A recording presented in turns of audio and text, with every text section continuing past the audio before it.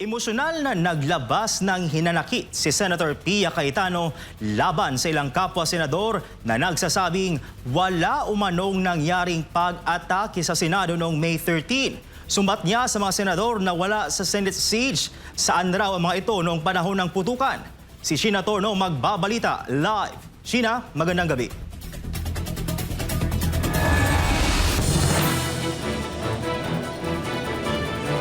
Prince, magandang gabi. Sa sesyon ng Senado kanina ay sumento pa rin yung usapin patungkol nga sa nung nangyaring putukan noong nakaraang linggo. May ilang senador kasi sa minorya ang kumukwestiyon dahil sa hindi magandang imahe para sa institusyon, bagay na hindi nagustuhan ni Senator Pia Cayetano.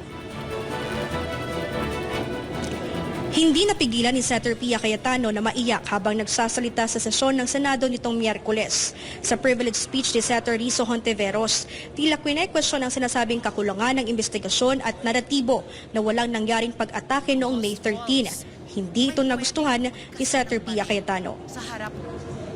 Siguro po para sa inyong mga wala dito. Pero para sa amin na nandito, napakaraming nangyari. Takot na takot po ako na kailangan ko na magpaalam sa mga anak ko. Kaya para sabihin nyo na walang nangyari. Napakasakit para sa aming lahat na nandito.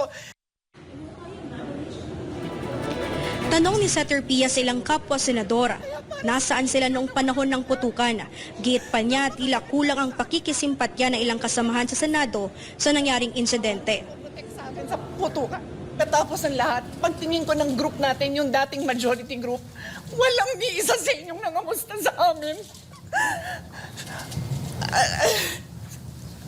Some of you I've known for 20 years, 10 years, and I didn't even hear any of you say, kumusta na kayo dyan?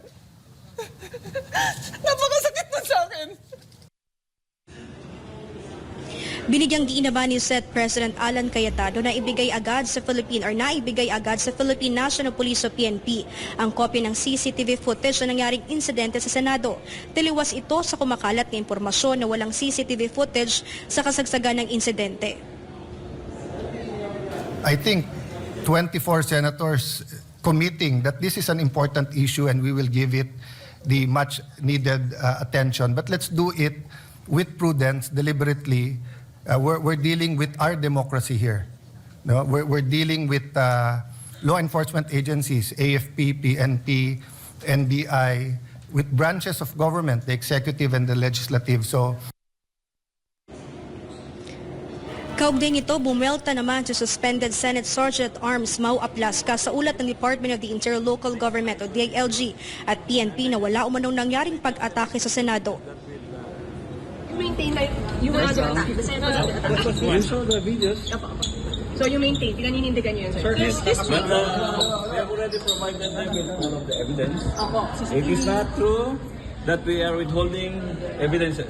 CCTV, firearms, yung mga tao na we will submit everything.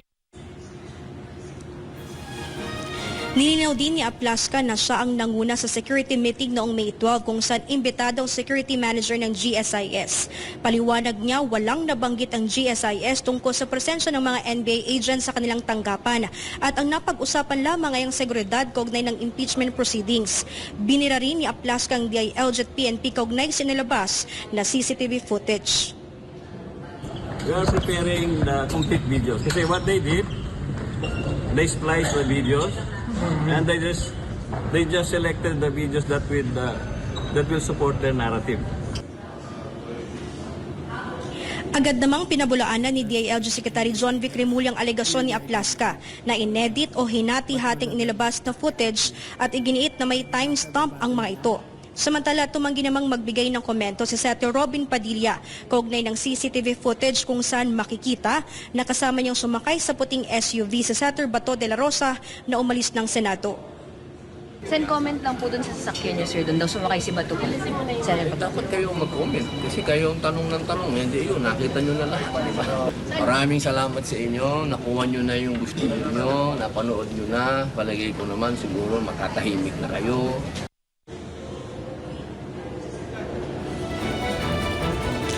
Dean, samantala, biguring magkomento yung ilang senador mula sa Senate Majority patungkol nga doon sa naging desisyon ng Korte Suprema kung saan hindi nga pinaboran yung hiling ng kampo ni Senator Bato de la Rosa na maglabas ng temporary restraining order kaugnay ng implementasyon ng ICC warrant dahil nga ito sa crimes against humanity laban sa senador. Balik sa iyo, Prince. Maraming salamat, Sheena Torrio, sa inyong live report. Sinumite na ng Philippine National Police sa Department of Justice nitong Martes, May 19, ang resulta ng kanilang investigasyon hinggil sa gun-related incident sa Senado noong Mayo 13. Ang findings ng DILG sa balitang hatid ni Creseline Cataro. Sa ginanap na palace briefing nitong Mayo 19, personal na iniabot ni PNP Chief Jose Melencio Nartates Jr. kay Justice Secretary Frederick Viga ang report na may kinalaman sa gun-related incident nitong nakaraang linggo sa Senate Building sa Pasay City. Ang PNP report ay naglalaman ng mga available na video footage, panayam sa mga saksi at mga sinumpaang salaysay. National Police will now turn over the records of investigation pertaining to the discharge of firearm or shooting incident at the premises of the Senate building last May 13 at about 7:46 p.m. and several documents prior to that, starting from May 12 up to the time na May 14, 2:30 a.m. where Senator Bato de la Rosa was seen leaving the premises of the Senate building. Ibinahagi rin ni Nartates na ang paunang investigasyon ay isinagawa ng Pasay Police Station. Kalaunan ay nakibahagi rin ang Criminal Investigation and Detection Group o CIDG ng PNP sa investigasyon. Partikular sa pagkalap ng mga record, impormasyon at kinakailangang ebidensya upang makabuo ng findings, konklusyon at rekomendasyon. Ayon kay Nartates, nakasalalay na ngayon sa isang DOJ panel ang pagrerepaso sa ulat ng investigasyon ng PNP at pagpapasya sa mga posibleng susunod na hakbang. Dumalo rin sa press briefing si Interior Secretary John Vic Rimulya.